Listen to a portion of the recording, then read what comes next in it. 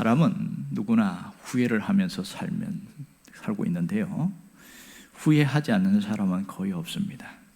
그런데 두 종류의 사람은 후회를 안 하고 산답니다. 하나는 완벽한 인생을 사는 그런 사람은 후회하지 않는다고 그래요. 또 하나는 아무 생각 없이 사는 사람은 후회하지 않는다, 그렇게 이야기합니다. 제가 그 글을 읽고 얼마나 웃었는지 모릅니다.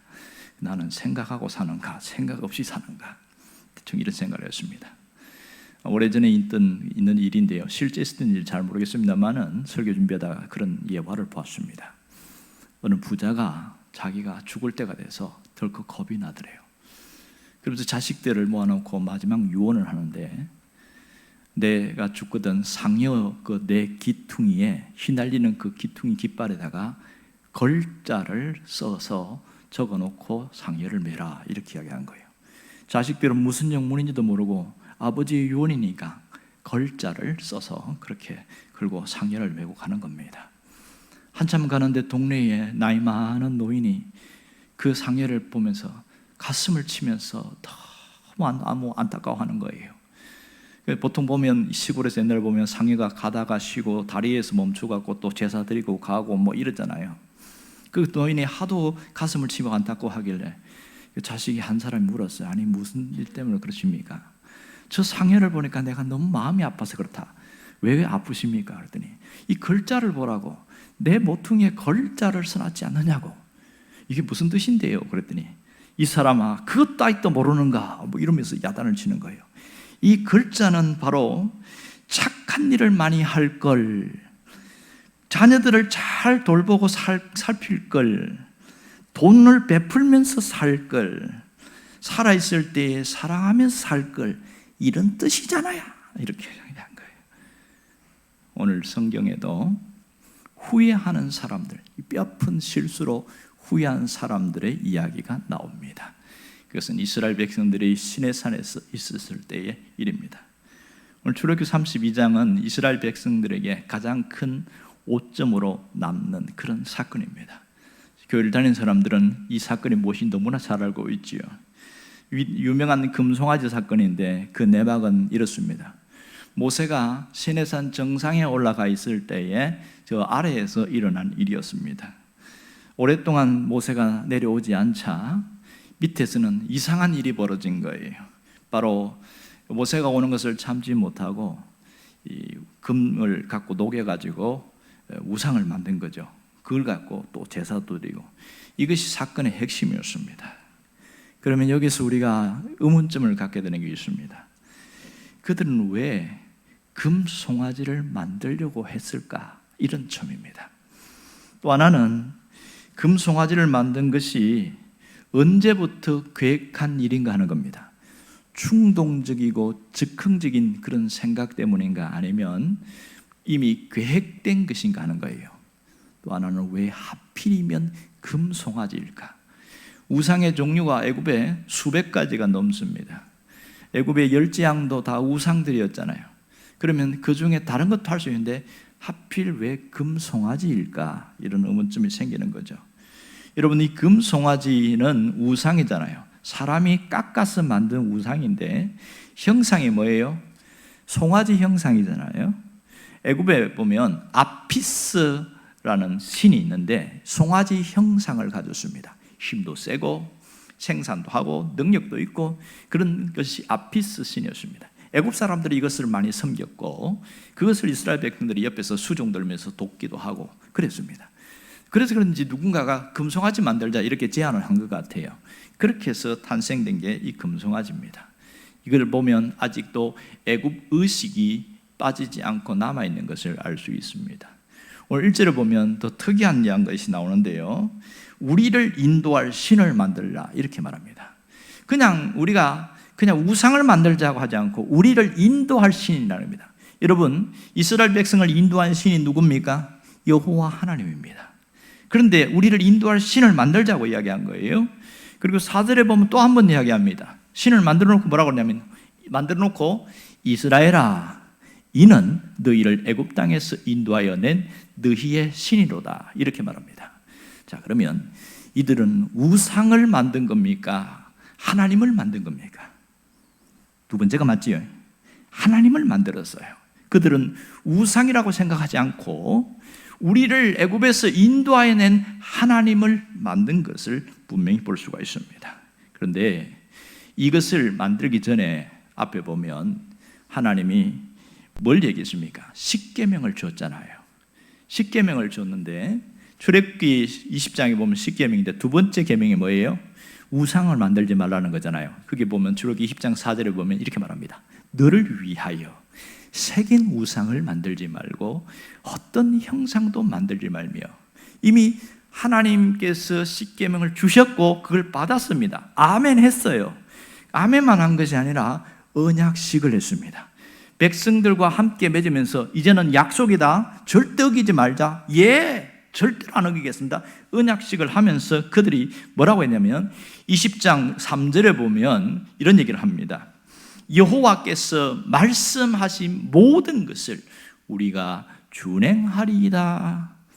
이러면 다 믿겠지요. 놀라운 일이 아닙니까?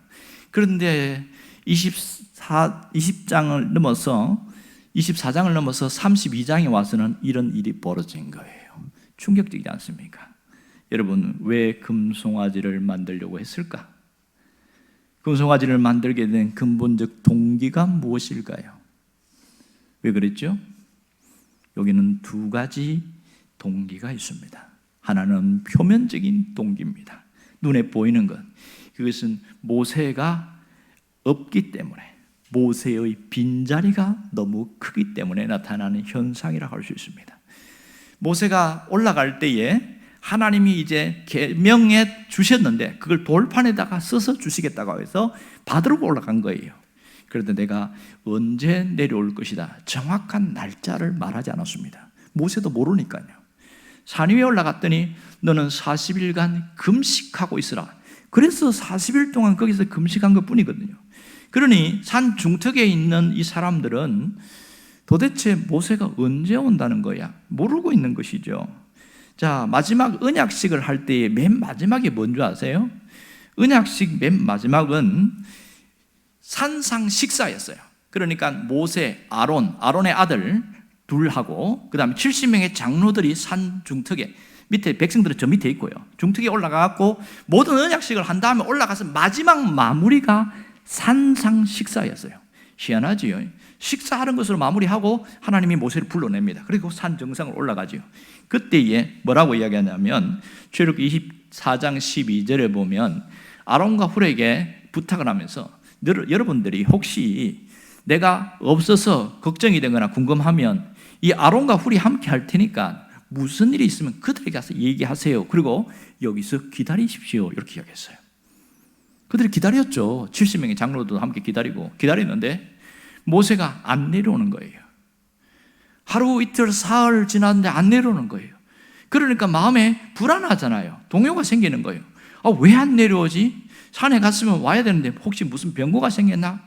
그래서 어떤 분이 그래도 기다리라고 그랬으니까 좀 더 견뎌봅시다, 있어봅시다, 이렇게 했겠죠. 얼마나 기다렸을까요? 성경을 아무리 읽어보아도 며칠간 기다렸다는 얘기가 없습니다. 기다리다가 내려왔다는 얘기만 있습니다. 대략 제가 생각하려면 상상의 날개를 펴보니까 길게는 한 열흘에서 20일 정도, 길게는 그렇게 기다리다가 내려오지 않았을까? 아니면 그 이전에 내려갈 수도 있고요. 하여튼 내려왔어요. 못 기다리고 내려왔습니다. 그러면 산 아래에 있는 사람들이, 백성들이 궁금하잖아요. 모세는, 우리 지도자 모세는 어디 갔습니까? 이렇게 물었을 거 아닙니까? 그랬더니 우리가 모세를 기다리는데 안 내려와서 그냥 우리만 내려왔습니다. 이렇게 정직하게 대답하면 얼마나 좋습니까? 그런데 그들은 그렇게 대답하지 않았습니다. 모세, 자기들의 이야기를 합리화하려고 모세는 죽었는지 살았는지 잘 모릅니다, 이렇게 툭 던진 거예요. 성경으로 그렇게 나오거든요. 그러니 사람들이 무슨 생각했어요?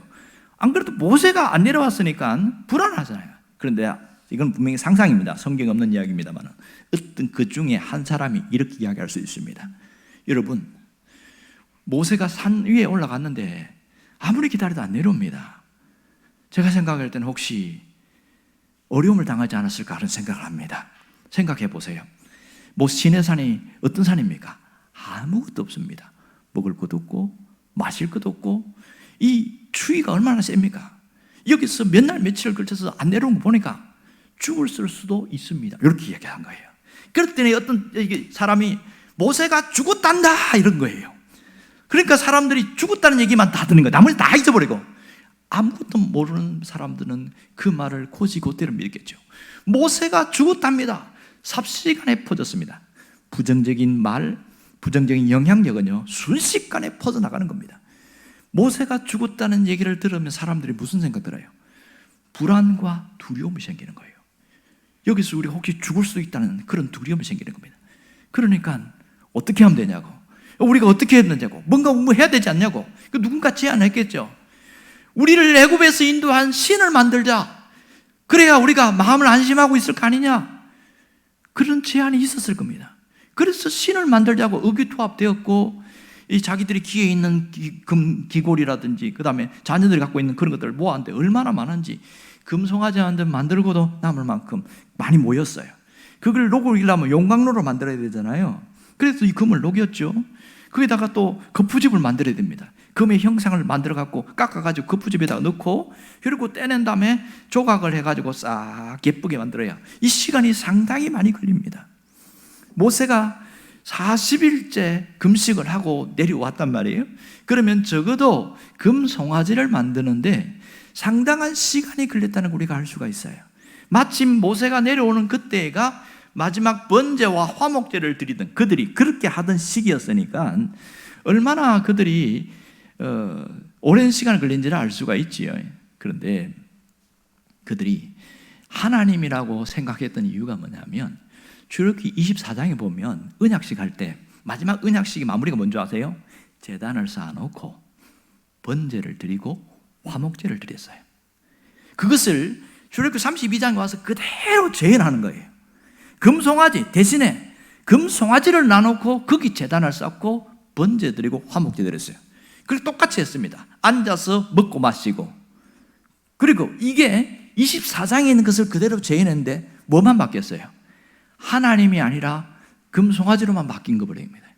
이렇게 되어버렸어요. 결국은 모세가 없는 빈자리가 얼마나 큰가 하는 것을 보여주고 있습니다. 이것이 그들이 금송아지를 만들게 된 표면적 동기였습니다. 하지만 그보다 더 깊은 것이 또 있습니다. 이면적인 동기가 있어요. 그게 뭔지 아세요? 그들 속에는 하나님이 안 계신 거예요. 하나님의 존재가 없습니다. 하나님이 느껴지지가 않는 거예요. 하나님의 존재가 느껴지지 않는 거예요. 이게 가장 핵심적이고 근본적인 동기였습니다. 하나님이 전혀 느껴지지 않아요. 그러면 물어봅시다. 이들은 하나님이 살아있다는 걸 믿었을까요? 안 믿었을까요? 당연히 믿었죠. 모세를 통해서 여호와의 영광이 나타난 것도 보았으니까. 그런데 그 백성들의 마음속에 하나님이 없다는 게 충격적인 겁니다. 하나님이 안 느껴지기 때문에 불안했고 동요가 일어났고 이상한 일을 벌이게 된 겁니다. 여러분, 하나님의 존재가 안 느껴지는 것, 이것은 우리에게 불안함을 심어줍니다. 우리 삶이 안정되지 못하게 한다는 사실입니다. 하나님이 없는 것이 아니라 느껴지지 않는 게 문제예요. 하나님의 부재, 하나님의 인식에 대한 그 체험이 없이 살아가는 그들의 모습이 결국은 이러한 엄청난 일을 행하게 만들었다는 것이죠. 생각해 보세요. 하나님의 살아계심이 느껴지지 않으니까 살아계신 하나님이 필요한 거예요. 눈에 보이는 하나님이 필요했던 겁니다. 그래서 그들이 보이는 신을 만들고자 했던 것이죠.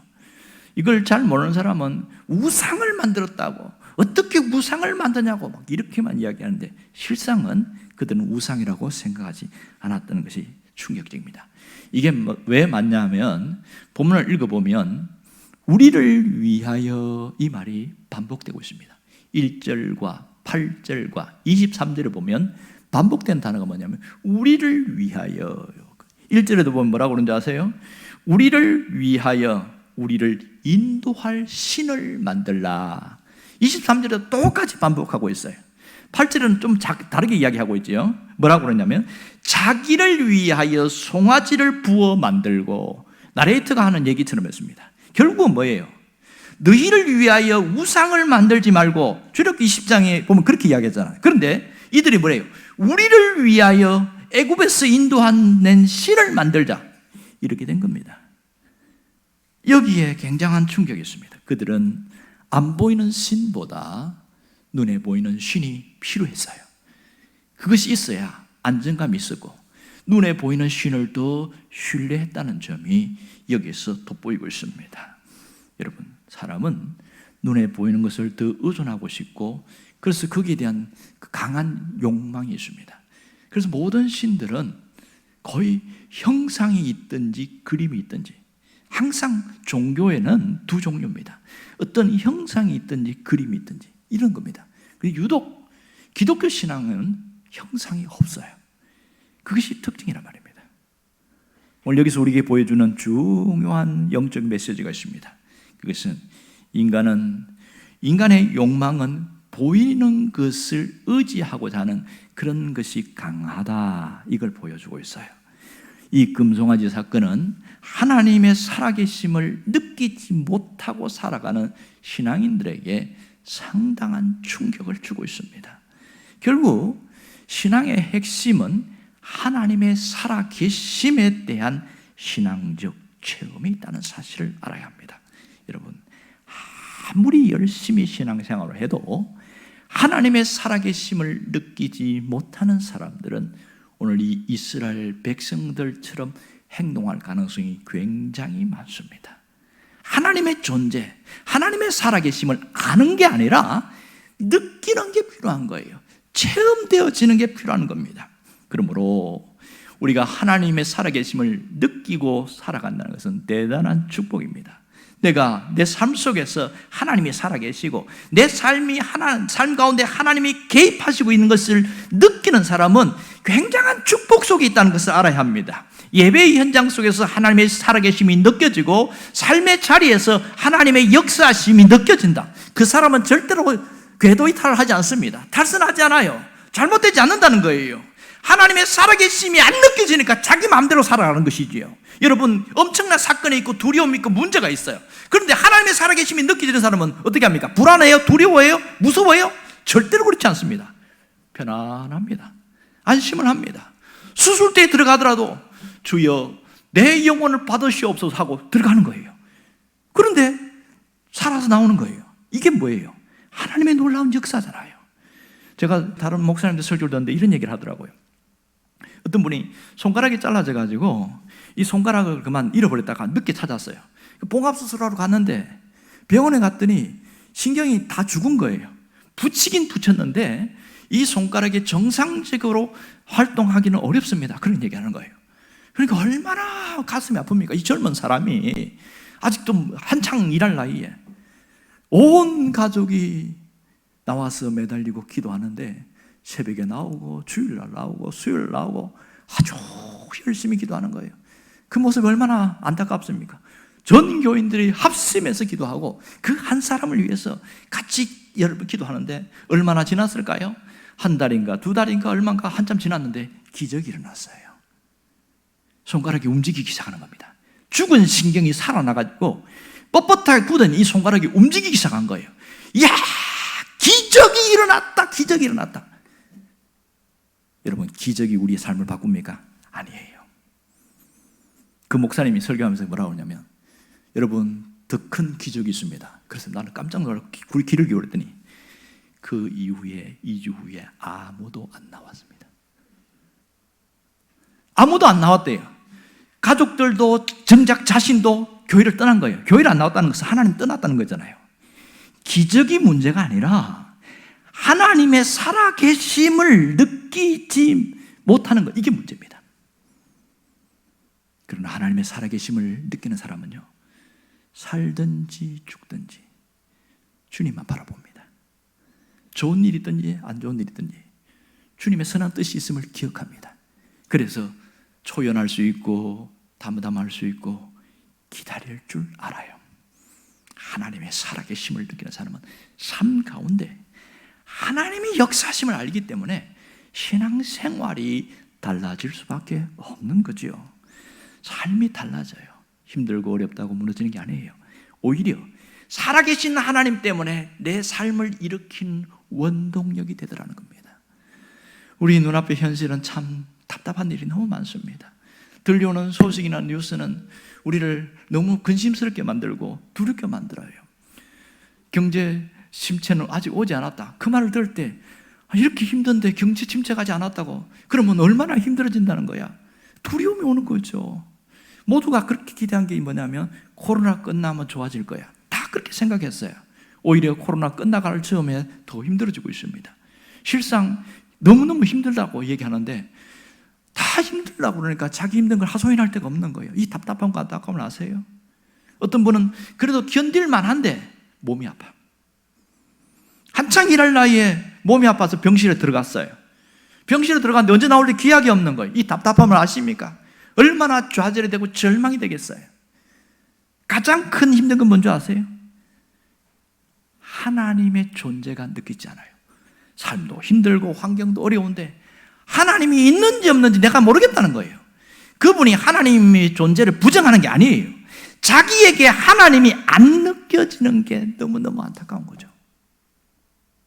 여러분은 얼마나 하나님을 느끼면서 살아가고 있습니까? 하나님이 우리에게 원하는 게 어려운 게 아니에요. 큰 게 아니에요. 하나님의 존재하심, 하나님의 살아계심을 느끼면서 살아라. 그것이 하나님이 원하는 일입니다. 하나님의 살아계심이 느껴져야 삶에 활력이 생기고 삶에 일으킬 수 있는 능력이 생기기 때문에 그렇습니다. 여러분, 하나님의 존재가 느껴지지 않는 것은 무엇 때문인 줄 아세요? 대략 보면 두 가지 이유 때문에 그렇습니다. 첫 번째는 하나님의 존재가 안 느껴지는 것은 자기 욕망이 문제가 있어요. 자기 욕망 때문에 하나님이 느껴지지 않습니다. 이게 굉장히 큰 힘든 거예요. 자기 욕망은 사람을 끊임없이 빨아당기기를 원해요. 마치 바닷물 마시는 것 같아요. 바닷물 목마를 때 마시면 얼마나 좋은 줄 알아요? 제가 먹어봤거든요. 목이 마른데 바닷물 먹으니까 너무 좋은 거예요. 갈증이 해소됐어요. 얼마 못 가는 게 문제지요. 소금물을 먹었으니 안 그래도 힘든데 더 갈증이 생긴 거예요. 이게 세상입니다. 욕망이라는 것은, 자기 욕망은 바닷물 마시는 것처럼 순간의 만족은 있지만 갈수록 더 갈증을 느끼게 만들더라. 이게 문제예요. 여러분, 불교에서는요, 이 욕망의 문제를 해결하기 위해서 수양과 참선, 기도와 정진을 합니다. 그리고 불경을 외웁니다. 그들이 욕망이 어디서 왔냐? 그래, 오욕칠정이라고 말합니다. 오욕칠정. 오욕이 뭐냐면 수면욕, 식욕, 색욕, 명예욕, 재물욕, 이렇게 말합니다. 칠정은 우리가 느끼는 7가지 감정을 말합니다. 희노애락이라든지 미움이나 사랑이라든지 그런 것들, 이것을 칠정에 나오는데, 이 욕망을 죽이기 위해서 면벽 참선을 하고 수양을 하고 불경을 외우고 목탁을 두드리고 온갖 애를 씁니다. 옛날에 초기 기독교에서 수도원에 있는 사람들은 동굴에 들어가가지고 하루 먹을 수 있는 그 한 끼 식량만 먹으면서 기도하면서 욕망을 이기려고 애를 썼어요. 그런데 많은 사람들이 실패했습니다. 아무리 기도해도 욕망이 끊어지지 않는 거예요. 욕망이 끊어지지 않는 거예요. 여러분, 왜 만족하지 못하는 줄 아세요? 왜 고통이 계속되는지 아세요? 왜 우리를 끊임없이 불안케 만드는지 아냐고요? 욕망 때문에 그렇습니다. 자기 욕망이 끊어지지 않으니까 이것이 반복되고 있습니다. 세상은 반대로 너희가 가지고 있는 그 욕망을 즐겨라. 이게 세상의 논리입니다. 세상에서 가장 인기 있는 게 욕망입니다. 이 욕망이라는 주제가 가장 인기가 있습니다. 세상에서는 순종이라는 주제와 말씀이라는 것은 별로 관심이 없어요. 너가 가지고 있는 것을 즐기면서 살아라. 이게 세상의 논리입니다. 그래서 너의 욕망을 따라 살아라. 그리고 마음껏 욕망하고 마음껏 즐기고 마음껏 욕망을 누려라. 이게 세상의 논리였습니다. 신앙을 가진 사람들도 그들의 논리에 따라가면 우리 인생은 그때부터 비극이 시작되어집니다. 에덴 동산의 비극은 욕망에 불이 붙을 때부터라는 거 아시지요? 여러분, 아담과 하와가 욕망에 불이 붙기 시작하니까, 물론 사단이 꼬투리긴 했지만 그때부터 인생이 불행해지기 시작했습니다. 하나님 주신 수많은 축복을 잃어버린 근본적인 이유는 자기 욕망을 따라서 저질렀기 때문에 그렇습니다. 결국은 그들은 쫓겨나고 말았습니다. 자기 욕망은 우리 인생을 비극으로 끝나게 만듭니다. 좋은 관계를 아주 불행하게 만들고 모든 것을 끊어버리는 것이 자기 욕망 때문입니다. 하나님을 느끼지 못하는 또 한 가지 이유는 영적인 무감각 때문에 그렇습니다. 영적인 무감각. 여러분, 영적인 무감각의 근원은 어디서 온지 아세요? 죄에서 옵니다. 죄가 들어오면 영적 감각이 점점 약해져서 아무것도 못 느끼게 만듭니다. 그래서 인간이 허망해지고 미련해지고 눈에 봐도 본 줄 모르고 귀에 들려도 들리는 줄 모르고 감각이 상실합니다. 우리에게는 오감이 있잖아요. 시각과 후각과 미각과 청각과 촉각, 오감이 있는데 그 중에 또 하나가 뭐냐면 영적인 감각이란 말입니다. 이런 5가지 감각들이, 영적인 감각이 살았을 때는 모든 게 선하고 아름답고 좋게 보입니다. 그런데 영적인 감각이 죽어가면 다른 것들도 약해지기 시작합니다. 로마서 1장에 보면 그 얘기를 하고 있습니다. 로마서 1장 21절에 보면 하나님을 알되 영화롭게도 아니한다. 여기서 하나님을 안다고 그랬어요. 그런데 하나님께 영광을 안 돌린다는 거예요. 그랬더니 그들이 왜 이렇게 되었냐? 그 생각이 허망하여지며 미련한 마음이 어두워졌다. 영적인 감각이 둔해졌다. 그런 얘기하는 겁니다. 결국 인간의 죄는 이 감각을 둔하게 만듭니다. 결국 영적인 무감각함이 왜 심각하냐면 인간성을 파괴해버립니다. 눈에 뻔히 사람이 죽어나가요. 사람이 아파갖고 병들어 있어요. 그런데 아무 생각이 없는 거예요. 자기 생각만 하고 있는 거예요. 삶이 점점 삭막해지는 것은 영적인 감각이 상실돼서 나타나는 겁니다. 우리의 현실은 어쩔 수 없어요. 아파트 문화와 그 다음에 기계화된 문명, 4차 산업혁명이라고 갖고 떠들면서 기계가 모든 인간을 능가하는 그런 일들이 생기게 되어지고 인터넷 혁명, 이런 것들이 우리를 침투해 왔기 때문에 여기 가만히 있으면 영적인 감각은 상실해지게 되어 있습니다. 여기서 영적 각성이 일어나는 자가 살아나는 거예요. 왜 하나님이 안 느껴져요? 영적으로 무감각해지니까 그런 겁니다. 여러분, 성경의 라오디게아가 책망받은 이유가 뭐예요? 영적인 감각을 상실해버렸습니다. 그들이 경제적 부요가 하나님에 대한 것을 전혀 못 느꼈어요. 영적인 감각을 상실해버렸기 때문에 책망을 받게 되어집니다. 여러분, 영적인 감각을 상실하면 자기 논리에 빠지게 되어지고 자기 세계에 빠져서 주변에 아무런 관심이 없어요. 어떤 사람이 은혜를 받든지 말든지 여사 앞에서 졸든지 말든지 관심이 없어요. 나만 지독한 이기주의에 빠지게 되어집니다. 모두가 죽는다고 해도 옆에 자식이 죽어가도 아무런 감각이 없습니다. 이게 감각이 죽어버린 거예요. 오늘 우리에게 영적인 감각이 살아나야 됩니다. 그럴 때 하나님이 느껴져요. 영적 각성이 일어나면 하나님이 느껴지기 시작합니다. 이 문제를 해결하기 위해서 하나님이 무엇을 하신지 아세요? 예수님을 보내주셨습니다. 예수님이 이 땅에 오신 것은 우리의 모든 문제를 해결하기 위해서입니다. 무슨 문제입니까? 죄의 문제, 영혼의 문제, 욕망의 문제, 영적인 문제를 해결하기 위해서 오셨어요. 그 문제를 어디에서 해결했습니까? 십자가입니다. 십자가는 우리 인생의 모든 문제를 해결한 장소입니다. 그곳은 저주와 죽음이 함께 있지만 동시에 거기에는 회복과 영생이 동시에 있습니다. 십자가는 고통이지만 그곳에는 사랑이 있습니다.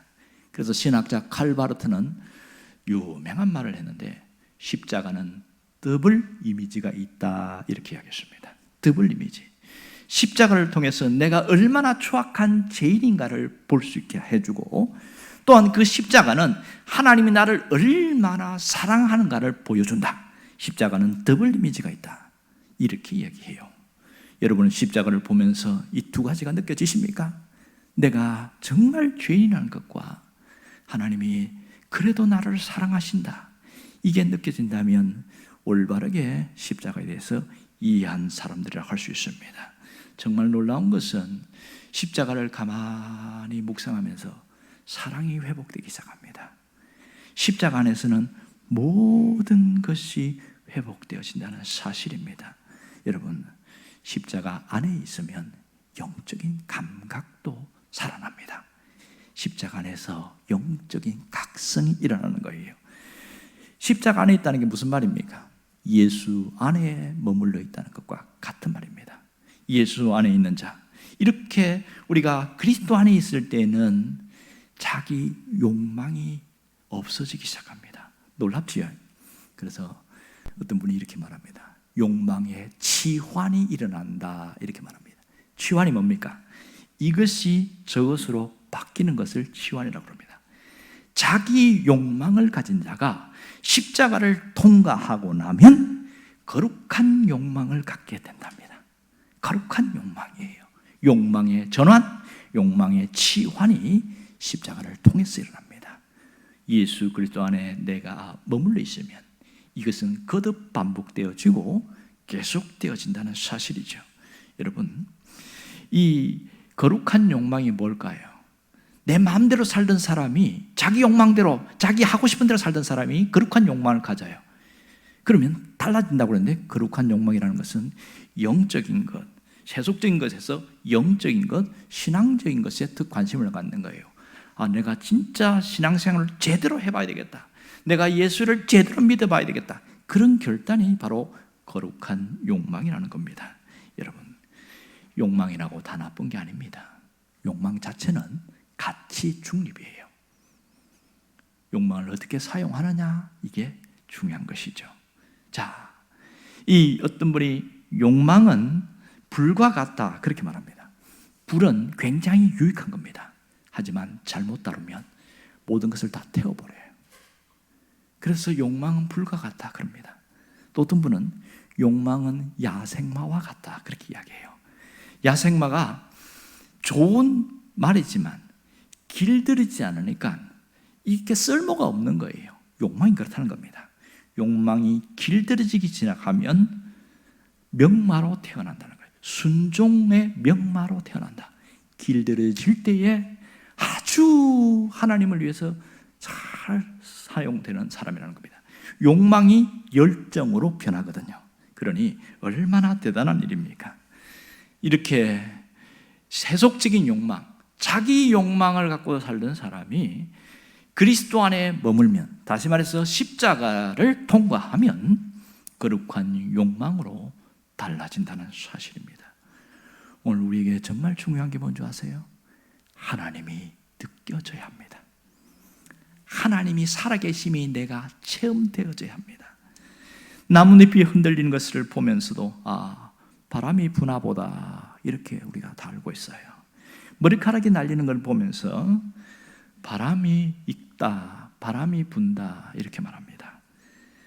사람이 바람은 있는지 없는지 모르지만 내가 느끼는 촉감을 통해서 바람을 느껴요. 있다는 걸 느낍니다. 하나님을 어떻게 느낍니까?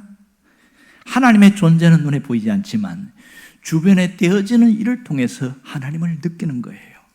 내가 하는 일을 통해서 하나님을 느낄 수 있는 겁니다. 나의 작은 신음소리에도 응답하심을 내가 느낄 때에 하나님이 살아계시는 것이 느껴지는 거예요. 내가 괴로울 때 주님을 바라보았더니 마음이 갑자기 평안해지기 시작했습니다. 하나님이 느껴지기 시작하는 순간인 거죠. 신앙생활은 하나님의 느껴짐이 있어야 됩니다. 하나님의 존재하심이 체험되어져야 이 신앙의 참맛을 알게 되어집니다. 왜 만족하지 못하는 줄 아세요? 왜 행복하지 못하는 줄 아세요? 하나님의 존재가 안 느껴지니까, 하나님의 살아계심이 안 느껴지니까 끊임없이 채우고 싶고 끊임없이 행복을 위해서 날아가는데 파랑새, 행복의 파랑새는 멀리 날아가 버리는 거예요. 행복도 만족도 하나님을 느끼는 그곳에서부터 시작되어집니다. 여러분이 살아가는 삶 속에서 하나님을 느끼기를 바랍니다. 삶 가운데에서 영적 각성이 일어나기를 바랍니다. 여러분의 가운데에서 이 욕망의 거룩한 치환이 일어나기를 바랍니다. 자기 욕망에서 거룩한 욕망으로 바뀌는 이 욕망의 전환이 일어나기를 바라요. 어떻게 하면 이러한 삶을 살 수 있을까요? 어떻게 하면 날마다 하나님을 느끼면서 살 수 있을까요? 어떻게 해야 이것이 가능하냐고요? 어렵지 않습니다. 하나님을 사랑하면 됩니다. 하나님을 깊이 사랑하고 하나님을 뜨겁게 사랑하면 그때부터 하나님이 느껴지기 시작합니다. 여러분, 영적 각성도 자기 욕망에서 거룩한 욕망으로 바뀌는 것도 하나님을 사랑할 때에 일어나는 놀라운 축복입니다. 하나님을 깊이 사랑할 때에 자기 욕망이 사라지게 되어지고 하나님을 뜨겁게 사랑할 때에 영적 각성이 일어나게 되어지는 겁니다. 여러분, 문제는 하나님을 사랑하지 않는 것이 문제고 하나님을 미지근하게 사랑하는 것이 문제고, 하나님을 사랑하는데 그냥 적당한 거리를 두고 뜨뜻미지근한 그 모습이 문제인 것이지, 하나님을 깊이 사랑하고 뜨겁게 사랑하는 사람에게는요 놀라운 일이 일어나요. 예배드리면서 내가 하나님이 느껴진다. 이건 축복이요, 행복이죠. 내가 걸어가는데 하나님이 함께하는 게 느껴져요. 이 놀라운 축복입니다. 그런데 옆에 사람은 하나님 어디 있는데, 하나님은 안 보이는데, 아무리 찾아도 하나님이 안 보이죠. 하나님은 보는 게 아니고 느껴지는 건데 이게 불행인 것이죠. 여러분, 이렇게 하나님이 느끼지 않으면 끊임없이 세상에 있는 것과 세상의 것을 사랑하면서 살아가요. 세상의 성공과 세상에 있는 모든 가치관과 돈과 이런 걸 사랑하면서 삽니다. 하나님이 안타깝게 여기는 게 이거 아니겠어요? 하나님이 요한을 통해서 뭐라고 이야기합니까? 너희는 이 세상과 세상에 있는 것을 사랑하지 말라. 세상에 있는 것을 사랑하면, 이 세상을 사랑하면 아버지의 사랑이 그 안에 있지 않거든. 이런 얘기를 했단 말입니다. 이런 말씀을 보고서도 여전히 세상의 것을 쫓아가고 여전히 세상의 것을 사랑한다면 하나님이 얼마나 안타까워하겠어요. 하나님은 많은 것을 보여주고 느끼게 하고 깨닫게 해줬는데도 이게 아직도 정신을 차리지 못하고 있거든요. 여기서 떠날 수 있기를 바랍니다. 무엇보다 하나님을 더 사랑하면 우리의 삶은 달라집니다. 우리가 무슨 결심해야 돼요? 세상의 즐거움이 아니라 이제는 세상의 자랑 다 하나님 버리겠습니다. 예수보다 귀한 것 없고 오직 주 예수가 가장 귀한 것으로 여기며 살아가겠습니다. 이런 결단이 여러분에게 있기를 주의 이름으로 축원합니다.